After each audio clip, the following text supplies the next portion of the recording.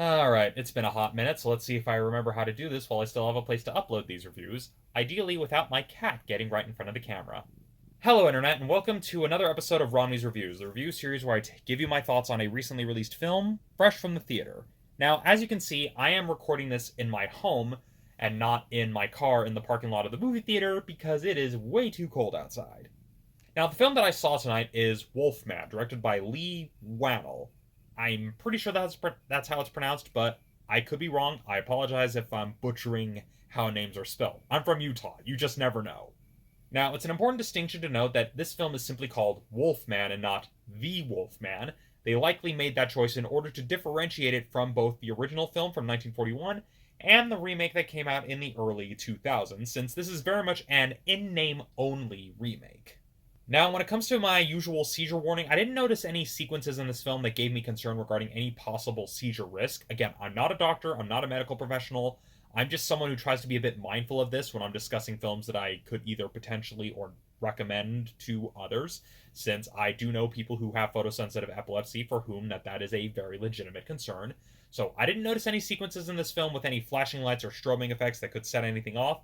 But those of you who do have photosensitive epilepsy, who have a better understanding of your symptoms, use your best judgment, but this film is probably relatively safe.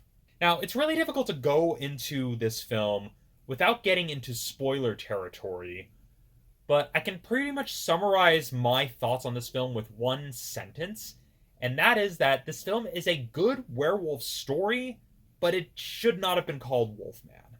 I'm going to start with what I liked about the film. The film does a really good job of building suspense and having this nice sense of atmosphere. And it may not be on the same level as the Universal films of yore, but as a nice, smaller, lower budget take on these horror ideas, it actually does a pretty good job. You can tell it very much is a Blumhouse film through and through when it comes to how it builds its suspense and terror, with a surprising effective use of atmosphere, especially with a few key instances as the film goes on. As for what I didn't like about the film, honestly, the film needed less dialogue.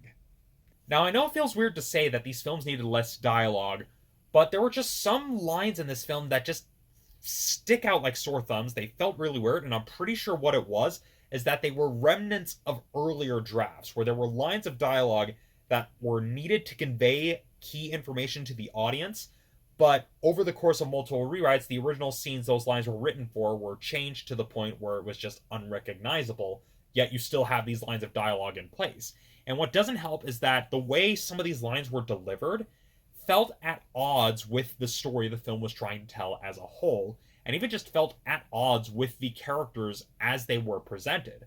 Now, the moments where there isn't a lot of dialogue, where you just have the characters just reacting to what is going on around them, those are actually really well done. They felt a lot more organic and dynamic. But then when the film has to kind of grind to a halt to deliver dialogue that is basically expository or just meant to beat you over the head with the film's underlying themes, that's where I feel it suffered. And honestly, if they had cut those lines of dialogue and just opted for a more visual demonstration of character, especially given that the opening sequence of the film kind of demonstrates that is a possibility, the film would have been a lot stronger for it.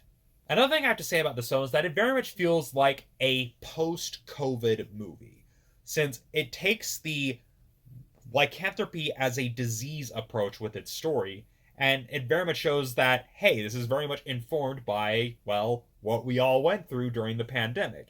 It's not overt, it doesn't try to any sort of heavy-handed metaphor. It just kind of taps into that viscerality of watching as someone succumbs to a disease over time, as is seen with this story.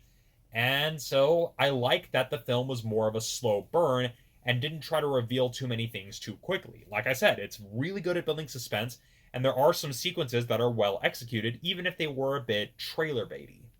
Like I said at the start of this review, it's a good werewolf story, and it's a good exploration of the werewolf as a concept, especially through a more Blumhouse sort of lens than what people would expect from a Universal horror film. But honestly, they should have called it something other than Wolfman, something that would have better conveyed the tone. I mean, there's even a line in the film that I think would have made a much better title, Face of the Wolf. Do I feel that this is going to have as much longevity as some of the other horror classics? Honestly, probably not. I can see this still gaining some traction around Halloween, but I don't see this being anybody's first choice when they're looking for a werewolf movie. It's probably going to sit in that same niche that the Blumhouse adaptation of The Invisible Man is, where it's just taking a concept from Universal's horror catalog and just doing a lower budget, more modern take on it. And honestly, this film does a pretty good job at that. Would I recommend it? Probably. Maybe for those who go in with more tempered expectations like I did, especially when you consider that January is usually the time of year where films go to die. If you want to see it in theaters, maybe see it at a matinee, don't necessarily pay full price, or wait for it to come to streaming or home video. But other than that, it's a perfectly serviceable film that has really strong sense of atmosphere and some really good ideas. It's just hindered by some dialogue that really should have been cut out, and honestly, the title might give people the wrong impression about the type of story it's trying to tell, but aside from all that, I overall enjoyed it. I know you guys are probably expecting me to give some sort of a rating, but I've decided to retire the ratings. That way, people can actually, pay attention to what I'm saying. So, those are my thoughts on Wolfman. If you've seen it, let me know what you thought in the comments down below. And yeah, I don't really know how to end this now, so yeah. Assuming that things don't go from bad to worse, I will see you for the next review.